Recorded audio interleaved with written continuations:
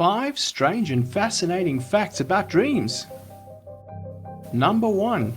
Fear not bad dreams. No one likes a bad dream, but they do serve a purpose.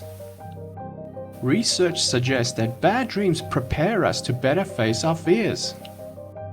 This discovery comes from a 2-part study. In the first study, participants slept with EEG electrodes fitted to their heads. And several times a night they were woken by researchers who asked them about the content and emotional tone of any dreams. The team found that the key brain regions that are active when someone is feeling fear are the same whether they are awake or dreaming. In a follow-up experiment, a new group of participants were shown a series of upsetting images, such as pictures of assaults.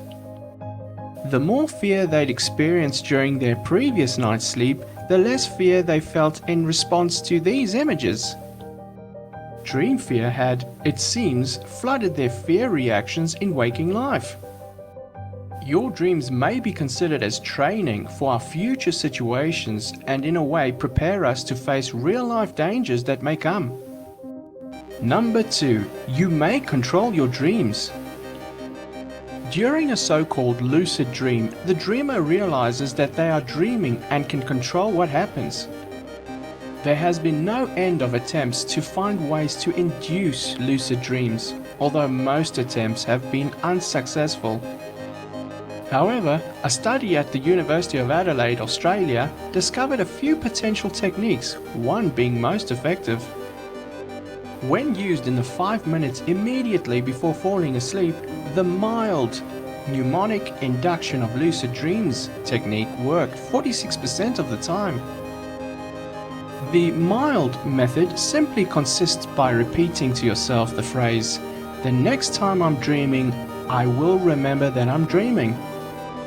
Number 3. People who can't think can still dream. There is a condition known as auto-activation deficit, which is caused by damage to the basal ganglia.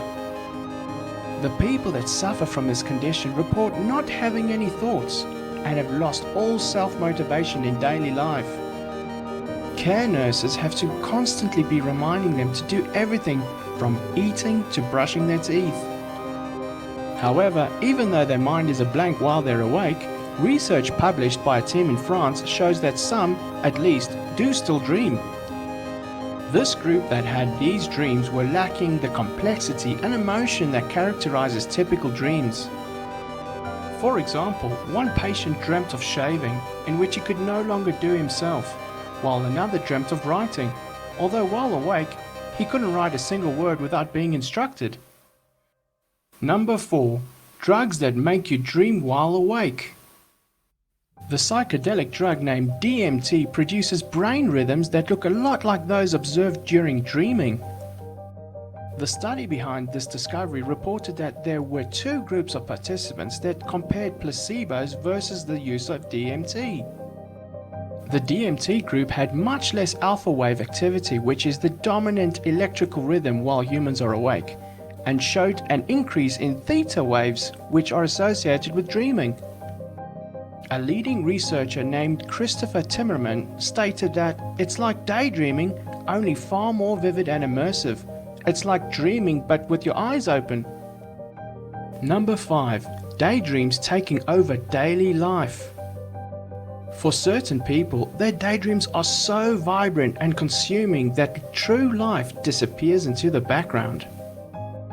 A sufferer of maladaptive daydreaming explains that they have to be careful to control their actions in public, so it is not evident that their mind is constantly spinning stories and constantly lost in a dream state of mind. In recent years, it has increasingly become apparent that daydreaming will transform into severe and ill-adaptive behavior, to the point that it becomes a clinical serious disorder.